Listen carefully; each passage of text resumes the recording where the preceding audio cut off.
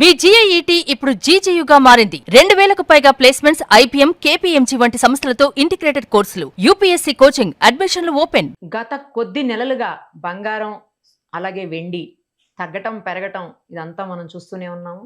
మరోసారి వెండి ముఖ్యంగా భారీగా పతనం అయితే బంగారం కూడా కొంతమేరకు తగ్గినటువంటి పరిస్థితి. ఇది ఇలాగే నిలకడగా ఉంటుందా, లేకపోతే రాబోయే రోజుల్లో ఇంకా తగ్గే అవకాశం కానీ లేదు మళ్ళీ పాత రేటు కంటే పెరిగిపోయే అవకాశం కానీ ఉంటుందా? ఇదే విషయం మీద మనతో మాట్లాడడానికి ప్రముఖ మార్కెట్ అనలిస్ట్ ప్రభు గారు ఆన్లైన్లో సిద్ధంగా ఉన్నారు. ఒకసారి ఆయనతో మాట్లాడదాం. నమస్తే అండి. నమస్తే. ఏంటి పరిస్థితి? బంగారం ప్రియులకు అలాగే వెండి కొనాలనుకునే వాళ్ళకి ఏమన్నా శుభవార్త చెప్పే అవకాశం ఉందా మీరు? శుభవార్త అంటే చెప్పాం, ముందే చెప్పాం తగ్గుద్దని, తగ్గింది. స్టీపెస్ట్ ఫాల్ జూన్ క్వార్టర్ లో. సిల్వర్ కూడా లాస్ట్ 4 years తీసుకుంటే సిల్వర్ కూడా ఫస్ట్ బాగా పడింది కదా. సో దట్స్ అంటే ఇప్పుడు ఎందుకు అంత అంటే ఫెడ్ మీటింగ్ ఉంది కాబట్టి వాళ్ళు ఏం చెప్పారు లాస్ట్ ఫెడ్ మీటింగ్ లో, ఇంట్రెస్ట్ రేట్లు పెంచాల్సిందే. 16 members లో 8 members కన్ఫర్మ్ చేశారు. ఇది ఇన్ఫ్లేషన్ ఎక్కువ ఉంది కాబట్టి, మనది ఇన్ఫ్లేషన్ ఎక్కువ ఉంది కాబట్టి, అంటే యుఎస్ లో ఉంది కాబట్టి, సో డెఫినెట్ గా ఈ డిసెంబర్ లోపల 25 basis point 50 basis point పెంచాల్సిందే. పెంచితేనే మనకు బ్యాలెన్స్ అవుతుంది, లేదు అన్నప్పుడు వాళ్ళు పెంచేటట్టు ఉన్నారు. ఇప్పుడు అంటే ఇప్పుడు ఇంట్రెస్ట్ రేట్ అయినప్పుడు దానికి ఇన్వర్స్లీ ప్రొపోర్షనల్ కాబట్టి కొంచెం తగ్గే ఛాన్స్ ఉంది.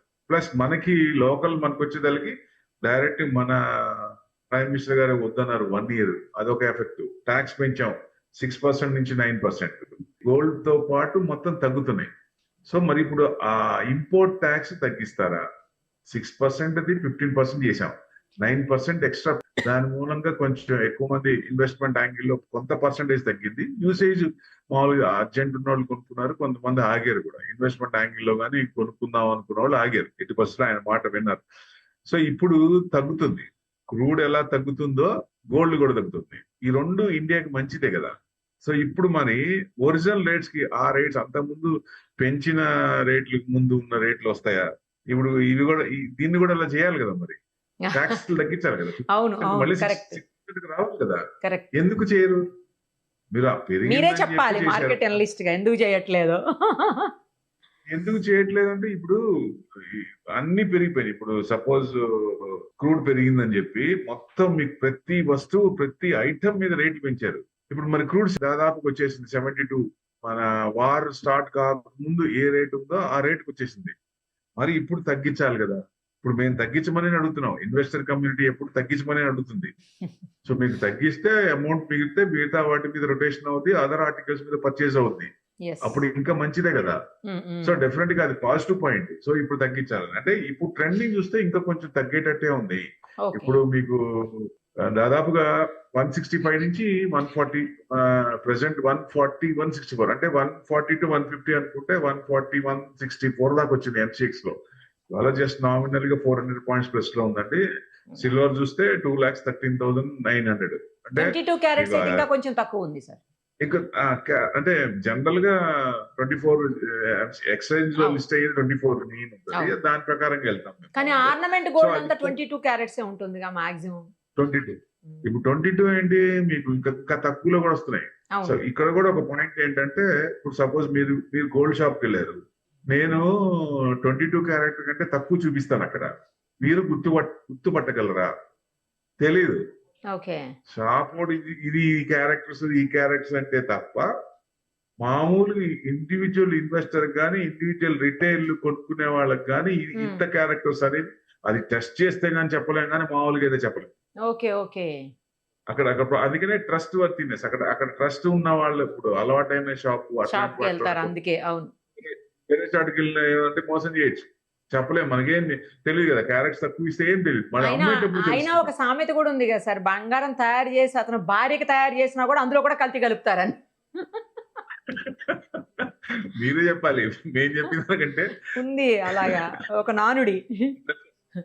అవునండి, అట్లా ఉంటుంది. అంటే మీకు ఒక షాప్ హిమాయత్ నగర్ ఏరియా ఒకటి తీసుకోండి, పక్కనే 2 షాపులు ఉంటే 500-600 points గోల్డ్ తేడా ఉంటుంది.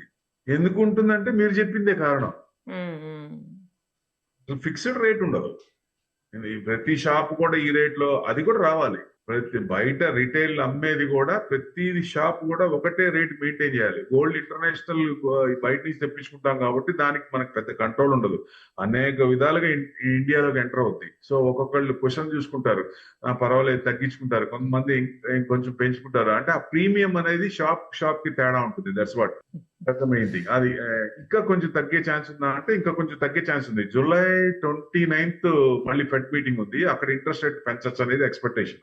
సో అక్కడ 50 basis 20 basis పెంచచ్చు. అక్కడ పెంచినప్పుడు ఈ లోపల కూడా కొంచెం డౌన్ సైడ్, అంటే లాస్ట్ ఇయర్ 70% ఇచ్చింది. ప్రతి సంవత్సరం కూడా 70% ఎక్కువ రావాలంటే కష్టం కాబట్టి ఇప్పుడు ఈ సంవత్సరం కన్సాలిడేషన్ మోడ్ లోనే ఉండి టైట్, అంటే 1-2 years అట్లానే ఉండి తర్వాత మళ్ళీ బ్రేక్అవుట్ అవుతుంది.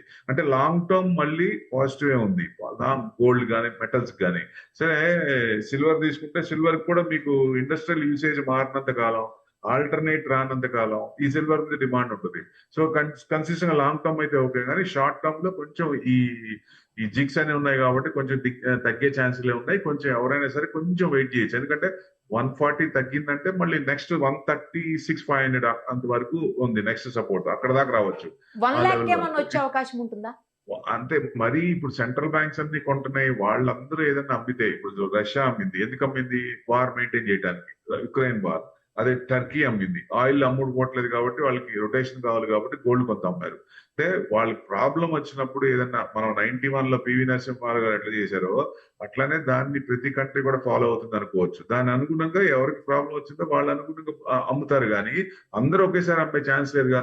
కోవిడ్ లాంటిది ఏదైనా వస్తే అప్పుడు అసలు చేయడానికి కూడా లేదు కదా, బయటికి రావడానికి కూడా లేదు, ఏం చేయడానికి కూడా లేదు, గోల్డ్ అమ్మడానికి కూడా లేదు. సో అట్లా కాదు కాబట్టి ఎట్ ఎ టైం అమ్మరు. సో డెఫినెట్ గా ఈ సెంట్రల్ బ్యాంక్స్ అయితే బ్యాంకులు ఎక్కువ చేస్తున్నాయో, ఆ ఎక్కువ చేసిన వాళ్ళందరూ ప్రాఫిట్ చేసుకుందాం అంటే తప్ప మీరు అనుకునే రేట్ రాకపోవచ్చు. ఓకే. ఏదైనా మోడీ గారు ఎప్పుడైతే అనౌన్స్మెంట్ చేశారో బంగారం కొనకండి అని, తర్వాత ఈ ట్యాక్స్ లేని పెంచిన తర్వాత నుంచి కొంత మేరకు తగ్గుతూ వస్తుందేమో సార్? అంటే ట్యాక్స్ పెంచినప్పుడు జనరల్ గా బయింగ్ పర్చేసింగ్ ఇది తగ్గుద్ది.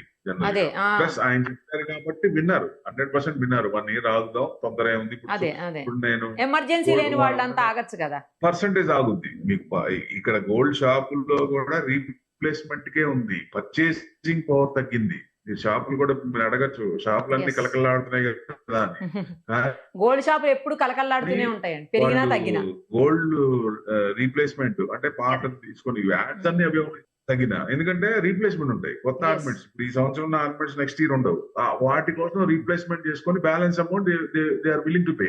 సో అట్లాంటి పర్సెంటేజ్ ఎక్కువ ఉంటుంది. పర్చేసింగ్ రేట్ ఉన్నప్పుడు ఎక్కువ మంది కొనరు, బాగా ఉన్నప్పుడు. తగ్గుతున్నప్పుడు కూడా కొంచెం ఆగుతారు, ఇంకా తగ్గుతుందని. తగ్గే ఛాన్సే ఉంది. 100% కొంచెం ఇది ఉంది కాబట్టి, ట్యాక్స్లు ఇంట్రెస్ట్ రేట్ పెరుగుతాయి కాబట్టి కొంచెం తగ్గే ఛాన్స్ ఉంది. అందరూ కూడా కొంచెం వెయిట్ చేసి, టైం ఉంటే కనుక వెయిట్ చేసి చేయొచ్చు అని ఉద్దేశం. ఎందుకంటే ఇంటర్నేషనల్ కూడా 4,000 ounces కట్ అయితే నెక్స్ట్ వచ్చేసి 3,600 దాకా ఉంది. సో నెక్స్ట్ $3,600 అంటే ounce. మరి ఇక్కడ కూడా కొంచెం తగ్గచ్చు కదా, మీరు 130 to 140 తీసుకోవచ్చు next leg. So box theory లాగా 10,000 బాక్స్ థియరీ తీసుకుంటే ఇప్పుడు 140 to 150 అనుకుంటే మనం 140 దగ్గరికి వస్తున్నాం. వెన్ ఎవర్ ఇట్ 140 కట్ అయిందో నెక్స్ట్ బాక్స్ థియరీకి వస్తుంది. అప్పుడు 130 to 140 ఆ రేంజ్ వరకు వచ్చి, అంటే 136, 135 ఆ రేంజ్ వరకు వచ్చి అప్పుడు కండిషన్ చూడాలి మళ్ళీ. అప్పుడు ఇంకా అంటే ఇంకా ఉందా లేకపోతే ఇంకా డౌన్ సైడ్ ఉందా అనేది సిచ్యువేషన్ ఆ లెవెల్స్ వచ్చినప్పుడు చూస్తే మనకు అర్థమవుతుంది. వెండి కూడా ఒకటేసారి 10,000 తగ్గింది సార్. ఇంకా రాబోయే రోజుల్లో వెండి ఇంకా తగ్గే అవకాశం ఏమైనా కనిపిస్తోందా నియర్ ఫ్యూచర్ లో? యాక్చువల్లీ అది అగ్రెసివ్ మెటల్, ఎవరైనా సరే రిస్క్ ఎక్కువ ఉంటుంది. 4,10,000 ఇది ఎక్స్చేంజ్ లో లిస్ట్. బయట అయితే ఇంకా ఎక్కువ ఉంది, ప్రీమియం ప్లస్ జిఎస్టీ రెండు వేసుకోవాలి బయట. సో 4,10,000కి ఇప్పుడు ఎంత ఉంది, దాదాపుగా 50%. 4,10,000 కొనుక్కున్న వాళ్ళ పరిస్థితి ఏంటి? ఇక్కడ ఏంటంటే చాలా మంది ఏం చేశారంటే పొజిషన్ అనేది అకౌంట్స్ లో వాళ్ళు పెట్టుకోకుండా షాపుల్లో అది స్టోరేజ్ చేయడానికి ప్రాబ్లం కాబట్టి, ఇళ్లలో పెట్టుకోవడానికి ఇబ్బంది కాబట్టి ఎక్కువ 10 kgs అంటే సిల్వర్ పెట్టుకోవడం కష్టం కదా. సో అట్లాంటిది ఏం చేశారు, షాపుల్లోనే పెట్టి వాళ్ళ దగ్గర ఇచ్చేస్తున్నారు. ఆ స్టోర్ చేసినందుకు అమౌంట్ ఇస్తూ కొంత అమౌంట్ ప్రాఫిట్ లో కొంత అమౌంట్ ఇస్తూ చెప్పారు. కానీ వాళ్ళు ఏం చెప్తున్నారు, ఎక్స్చేంజ్ లో ఉన్న రేట్లు కానీ బయట రేట్లు కానీ అమ్మేటప్పుడు ఒక రేటు, కొనేటప్పుడు ఒక రేటు చెప్తున్నారు. దానివల్ల చాలా మంది ఇబ్బంది పడుతూ ఉన్నారు. సో నేను ఎవరికైనా చెప్పేది ఏంటంటే, మీరు స్టోరేజ్ ప్రాబ్లం ఉంది, ఫ్యూచర్స్ అంటే ఫ్యూచర్స్ లో రిస్క్ ఉంటుంది, అప్ అండ్ డౌన్ ఉంటుంది. సిల్వర్ ఈటీఎఫ్స్ కొనుక్కోండి, తగ్గినా మనకి పర్లేదు, మళ్ళీ ఎప్పుడో లాంగ్ టర్మ్ వచ్చేదాకా హోల్డ్ చేసుకుంటాం. అదే మీకు ఈ షాపుల్లో వాళ్ళు పెట్టుకున్న వాళ్ళు ఏం చెప్తున్నారో తెలియదు, ఏం చేస్తున్నారో తెలియదు, ఏ రేట్ లో చెప్తారో తెలియదు, అసలు ఒరిజినల్ రేటో తెలియదు. సో ఇవన్నీ ఇబ్బందులు ఉంటాయి. సో ఎక్కువ మంది విలేజెస్ లో ఈ పని బాగా చేశారండి. 4,10,000 వచ్చేదాకా బాగా చేశారు. ఇప్పుడు ప్రతి వాళ్ళు కూడా అరే మేము సిల్వర్ ఈటీఎఫ్స్ పెట్టుకుంటే బాగుండేది, మీరు చెప్తే వెళ్ళలేదు, మేము ఆ రోజు పెట్టుకుంటే బాగుండేది, ఈ రోజు హ్యాపీగా ఉండేవాళ్ళం అని చాలా మంది ఫోన్లు కూడా వస్తున్నాయి. ఎందుకంటే బికాస్ ఆఫ్ దిస్ 80% చేయకూడని పని. ఎందుకంటే మనకి ఉన్నదానికి ఎక్సెస్ అమౌంట్ ఏదైతే ఉందో దాంతో నాకు పని లేదు, దీని మీద ఇన్వెస్ట్మెంట్ నాకు వర్కౌట్ అవ్వాలి అనుకున్నప్పుడు టైం ఇస్తే డెఫినెట్ గా మరి అగ్రెసివ్ మెటల్ కాబట్టి పెరిగినప్పుడు అంతే పెరుగుద్ది, తగ్గినప్పుడు అంతే తగ్గుద్ది. తగ్గడం కూడా విపరీతంగా తగ్గుద్ది, పెరగడం కూడా విపరీతంగా పెరుగుద్ది. మళ్ళీ మూవ్మెంట్స్ రావాలి. ఎందుకంటే మీకు గోల్డ్ కౌన్సిల్ గోల్డ్ కూడా చెప్పినట్టు సిల్వర్ కూడా ప్రతి సంవత్సరం కూడా అంత పర్సెంటేజ్ ఎట్లా వస్తుంది? లాస్ట్ ఇయర్ వచ్చినంత ఎందుకు రాదు కదా. సో ఇండస్ట్రియల్ యూసేజ్ లో తేడా లేదు, అంటే డిమాండ్ సప్లైలో తేడా లేదు. సో సప్లై ఇంకా తగ్గితే ఇంకా డిమాండ్ పెరిగింది, కానీ వచ్చే కంపెనీలు కొత్త కంపెనీలు ఇంకా పెరిగే ఛాన్స్ ఉంటుంది కాబట్టి. సో ఇది పొజిషనల్ ప్రకారమే కొంచెం అప్ అండ్ డౌన్. ఈక్విటీ అనుకోండి, NSE లో అంటే ఆప్షన్స్ ప్రకారంగా they are playing like anything, options ని అప్ అండ్ డౌన్ చేయడం. అట్లానే ఇక్కడ ఫ్యూచర్స్ లో కూడా పొజిషన్స్ ఉన్నాయి కాబట్టి కొంచెం రేజ్ ఎక్కువ, మళ్ళీ బయట ఇలా ఇంట్రెస్ట్ రేట్ తగ్గిస్తున్నారు, ఇవన్నీ ఎక్కువ ఇది అవుతున్నాయి కాబట్టి సో కొంచెం తగ్గే ఛాన్స్ ఉన్నాయి. సో ఇది ఎవరైనా సరే ఇట్లా చూసుకొని దీని అనుగుణంగా పెట్టుకుంటే మంచిదని ఉద్దేశం. ఇంకా మీకు ఇంటర్నేషనల్ 3,600 వరకు రావచ్చు. అదే మీకు 50 ఇంటర్నేషనల్ సిల్వర్ అయితే $50 వరకు రావచ్చు. 50.1 అంటే 51 తీసుకోవచ్చు. ఇంకా $6-7 కొంచెం తగ్గే ఛాన్స్ ఉంటాయి. అంటే డౌన్ ట్రెండ్ కంటిన్యూస్ గా ఎప్పుడు డౌన్ ట్రెండ్ ఉండదు.